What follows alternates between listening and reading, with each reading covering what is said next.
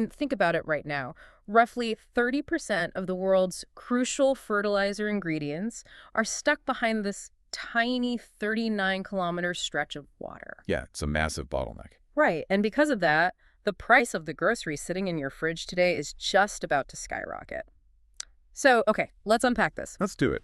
We are looking at the rapidly expanding U.S.-Israel war with Iran in these early months of 2026.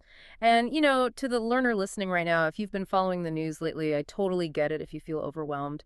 The sheer velocity of this conflict is dizzying. Oh, absolutely. It's moving incredibly fast. We're totally past traditional battlefield updates at this point. So our mission today for this deep dive is to map out exactly how this conflict got so big, so incredibly fast. And how it's actively rewiring the global economy. Exactly. Yeah. And to do this, we are relying on a comprehensive, highly detailed analysis from the BBC World Service. That is our sole guiding source for today's deep dive. Right, but I think we really need to establish some ground rules first for how we're processing that source material. Yeah, that's crucial. Because the BBC analysis we're unpacking, it contains some highly conflicting, deeply politically charged narratives from both the United States and Iran regarding how these hostilities even broke out. Which means we need to be completely transparent with you, the listener. Because we are looking at such deeply contested claims from both sides today, we aren't here to pick a side. We aren't validating a specific political viewpoint or endorsing either narrative. No, not at all. Our role in this deep dive is strictly impartial. We're just laying out the claims, the military movements, and the strategic ideas exactly as they are presented in the BBC's reporting, so you can see the whole board. And seeing that whole board, I mean, it's the only way to understand how a localized geopolitical fracture thousands of miles away inevitably dictates the price you pay at the gas pump. Exactly. To understand the mechanics of this 2026 conflict, we have to look at the physical and ideological isolation of Iran. So let's start with the geography, because the BBC analysis really emphasizes Iran's position as this massive land bridge connecting Asia and the Middle East. It sits right on the Persian Gulf alongside 7 other countries. It's a massive footprint, bigger than France, Germany, and Spain combined. Right, it's like 90 million people, and I was trying to find the right analogy for this, and honestly, it's like a heavily fortified toll booth. Toll booth. Yeah, like this giant toll booth connecting these vital arteries of global trade. If pressure is applied there, the entire global economic body panics. That's an interesting way to frame it. You've got this huge nation, but it operates in a neighborhood where it really lacks deep, trusting alliances. Right. And that isolation forces a very specific kind of defensive posture, which really solidified back in 1979. Right, the 1979 Islamic Revolution. Ayatollah Ruhollah Khomeini returns from exile, establishes the Islamic Republic, and basically fundamentally rewrites the geopolitical operating system of the Middle East. Yeah, it wasn't just a domestic government change. The BBC notes that this is the exact moment Iran's relationships with the surrounding Gulf states just iced over. And when the United States and Israel were officially designated as archenemies. Exactly. You have to view 1979 as the moment Iran ideologicalized its foreign policy.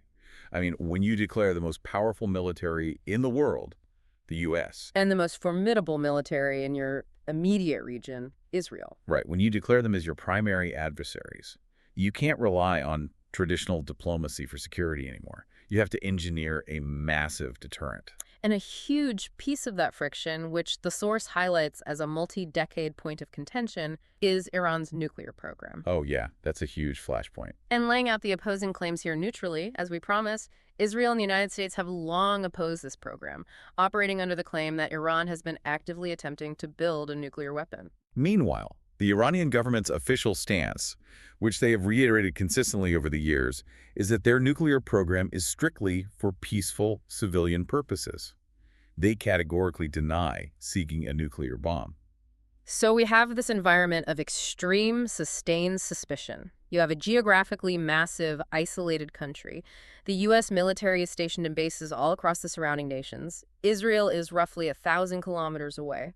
Which, honestly, in the era of ballistic missiles, is essentially zero distance. Right, and Iran has a formidable stockpile of these missiles, plus advanced drone technology. But the source points out that their actual defense strategy, the thing that kept the peace, relatively speaking, until 2026, wasn't just pointing missiles outward from Tehran. No, it was the axis of resistance. What's fascinating here is Iran's forward defense mechanism. This is where we get into the actual mechanics of their strategy. Tell me more about that.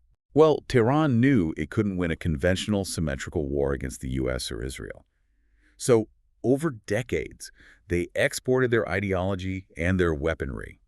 They funded, trained, and equipped a decentralized network of militias. So we're talking about Hamas in Gaza, Hezbollah in Lebanon. The Houthis in Yemen Yep. and various factions across Iraq and Syria. Yeah. But I want to push back on the reliability of that strategy for a second. If you outsource your national deterrence to a bunch of non-state militia groups in other countries, don't you lose operational control? It's a valid question. I mean, it seems like a massive risk to base your country's survival on a proxy network that might have its own local agendas. You do sacrifice some direct command and control, sure, but you gain something much more valuable in asymmetric warfare, which is plausible deniability and distributed threat. Okay, interesting. Think of it as a geopolitical franchise model. Hmm. Tehran provides the seed capital, the hardware, and the overarching brand ideology, but they let the local franchises operate autonomously. The pre-2026 logic was simple but effective. Israel wouldn't launch a massive direct strike on Iranian soil because doing so would trigger the franchise next door. Specifically, Hezbollah in Lebanon, right. Sitting on a stockpile of an estimated 100,000 rockets pointed directly at Israeli cities. Exactly. It's mutually assured destruction, but executed with conventional rockets instead of nuclear warheads. Hezbollah was basically the dead man's switch. Wow. As long as Hezbollah was strong, Iran was safe from direct invasion. Which is the key to understanding why everything fell apart recently. The deterrent logic held until the devastating war in Gaza, Yeah, that changed everything. because that extended conflict systematically degraded the military capabilities of these proxy groups. The axis of resistance took severe losses. Right. Hezbollah and Hamas were weakened to the point where they could no longer serve as that ultimate, terrifying deterrent. The dead man's switch was basically disarmed. And that brings us to the spark of 2026. The BBC analysis details how, with that proxy shield fractured, the regional balance just collapsed. It led directly to the United States military initiating major combat operations inside Iran. Which is completely unprecedented. We're talking about direct strikes by U.S. and Israeli forces on Iranian soil, hitting multiple sites across the country. And the geopolitical earthquake of these strikes was the death of Iran's supreme leader, Ayatollah Ali Khamenei. And again, we need to look closely at how both sides are framing this trigger event, maintaining strict impartiality. The U.S. government justified these major combat operations by stating their objective was, and I'm quoting the BBC here, defending the American people by eliminating imminent threats. Right, so they are defining this as a necessary preemptive defense mechanism. Exactly. But in stark contrast, Iranian officials characterized the U.S. and Israeli attacks as entirely unprovoked, illegal, and illegitimate acts of aggression. And crucially, the Iranian government reported that a U.S. strike hit a school, resulting in the deaths of over 153 people, including many children. Yeah, and the U.S. military's official response to that specific mass casualty claim is that they are looking into reports of the incident. But the international fallout, it didn't wait for an investigation. The UN Secretary General immediately condemned the military escalation, declaring it a grave threat to international peace. The traditional guardrails of Middle Eastern conflict basically evaporated in that moment. Completely. And this is where we have to examine Iran's retaliation, because it breaks almost every conventional rule of state-on-state warfare. Here's where it gets really interesting, and where I think a lot of military analysts were just caught off guard. Oh, for sure. Because the standard assumption is that if your nation is hit by military strikes, your retaliation targets the air bases, or the aircraft carriers, or the munitions depots that launched the attack. You fight the military. Exactly. But the BBC notes Iran didn't just fire back at Israel or U.S. bases. They expanded the target list across the Middle East, and they intentionally targeted civilian and economic infrastructure. Yeah, we are talking about luxury hotels, massive international shopping malls, global airport hubs, oil installations, and residential apartment buildings in neighboring Gulf Arab states. Which is wild. They effectively turned commercial real estate into a front line. But help me understand the strategic value here.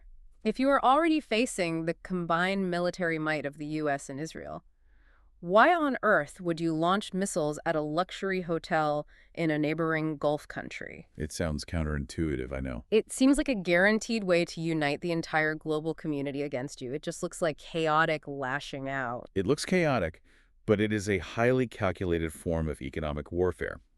The mechanism here is about indirect leverage. Indirect leverage. Yeah. Iran knows it cannot defeat the U.S. in a traditional war of attrition.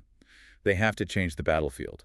The Gulf Arab states have spent the last decade and hundreds of billions of dollars trying to diversify their economies away from just pumping oil. Right. They want to be global hubs for tourism, tech, international finance. Exactly. They're selling stability. They're selling the idea that you can build a multi-billion-dollar tech campus or a luxury resort in the desert, and it will be completely safe. And a single ballistic missile hitting a shopping mall shatters that illusion of stability instantly. Boom. Exactly. Iran isn't just trying to kill people.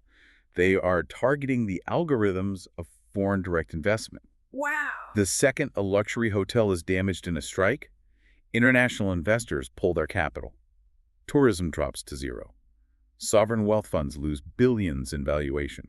So Iran's strategy is to inflict such catastrophic, unacceptable economic pain on the Gulf states that those governments panic and use their diplomatic leverage to force Washington to halt its bombing campaign. That's the playbook. It's a geopolitical hostage situation. Tehran is basically telling the Gulf states, hey, we might be going down, but we are taking your economic future down with us unless you call off your allies. The BBC points out that while there have been limited skirmishes before, hitting civilian infrastructure on this scale to force a diplomatic pivot is something we really haven't seen in modern warfare. And this strategy of weaponizing the economy, it doesn't stop at the shoreline either. The conflict has violently spilled over into the maritime domain. Right.